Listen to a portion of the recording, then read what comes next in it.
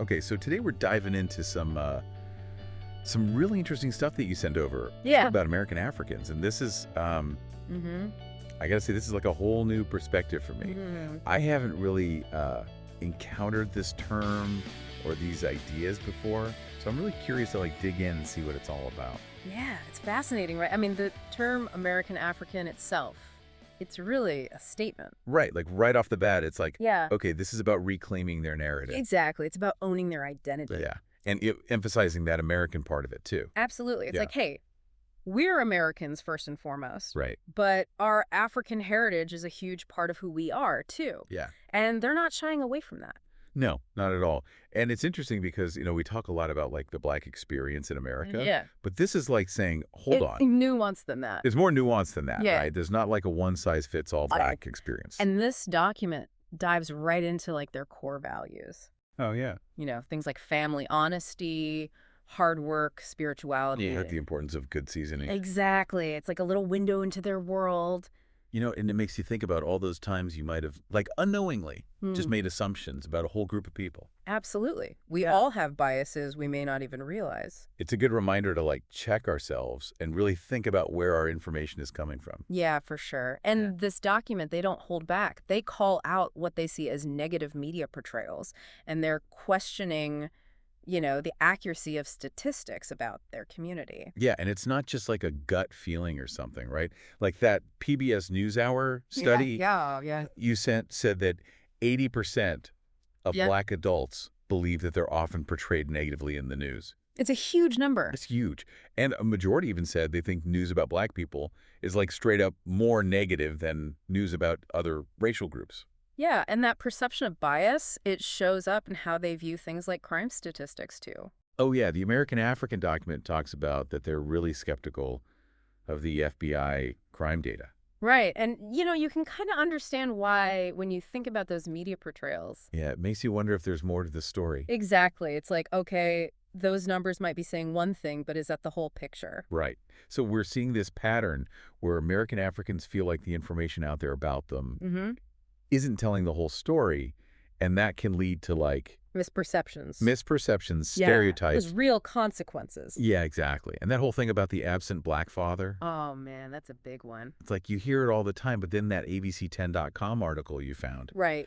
it completely flips the script because Yeah. apparently the CDC found that Black fathers are more involved in their kids' lives than white or Hispanic fathers. More involved. Yeah, they're there for the everyday things, bathing, dressing, feeding, taking them to activities, helping with homework. Wow. It really challenges that stereotype. It does. Mm-hmm. And they even quote Terry Moore in the article, who's the director of adult services at the Center for Fathers and Families. Yeah. And he basically says, like, involved dads make a huge difference in their kids' lives. It makes you wonder why that stereotype even exists if the data shows something else. Right. Like, if the data contradicts it, why do we still believe it?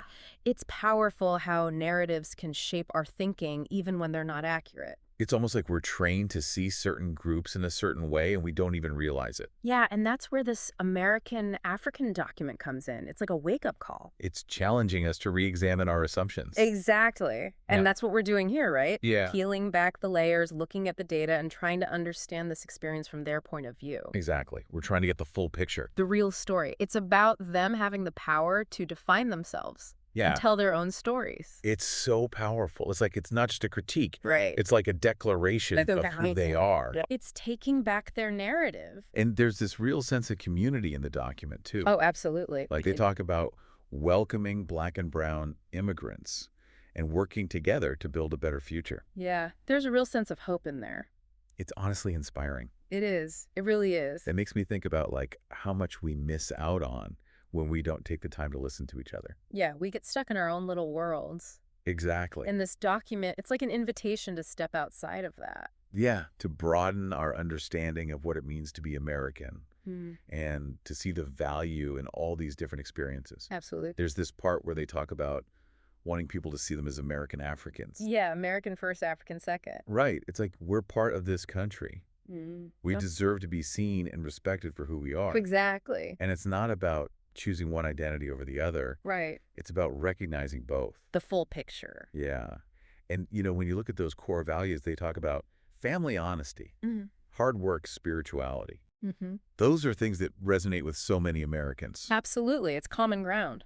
Yeah, it's like a reminder that we have more in common than we might think. But at the same time, the document also highlights this feeling of being marginalized. Yeah. Like they're always having to defend themselves. It's like they're saying, hey, we're tired of being misrepresented. Yeah. We want to be understood. And that's what makes this conversation so important. Exactly. It's about amplifying voices that have been silenced. And challenging ourselves to see things differently. Mm-hmm. We're talking about expanding our understanding of American society Right. and recognizing the contributions of all its members.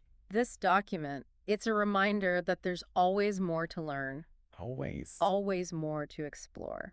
So where do we go from here? What does this all mean for our listeners? I mean, for me, this whole deep dive has just been like eye-opening. Yeah. Like, I feel like I've learned so much about American Africans. It's a perspective you don't always hear. No, you don't. Yeah. That makes you realize how much you just don't know. Right. And that's why this document is so powerful. It's like a challenge to us Yeah. to really listen and engage. And I got to say, some of the stuff we talked about today, Mm-hmm. it really made me think about my own assumptions. Oh, yeah.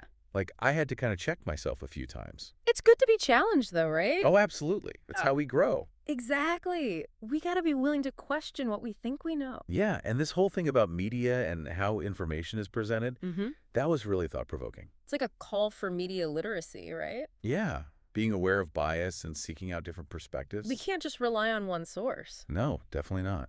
And it's not just about consuming information, it's about engaging with it. Yeah. Like asking questions, thinking critically. And being willing to challenge the status quo. Exactly. Yeah. And that's what this American African document is all about. Mm-hmm. It's a call to action. It is. It's like an invitation to join the conversation. To think about race identity, the future of America. Yeah, and to really embrace the complexity of it all. Mm-hmm. And the richness that diversity brings.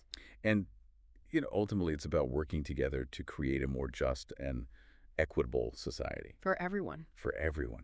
So I guess the big question is, where do we go from here? Well, you've heard directly from American Africans about their values, their concerns, their hopes for the future. You've seen how data can be twisted, how stereotypes can take hold, and you've had a chance to listen to their truths.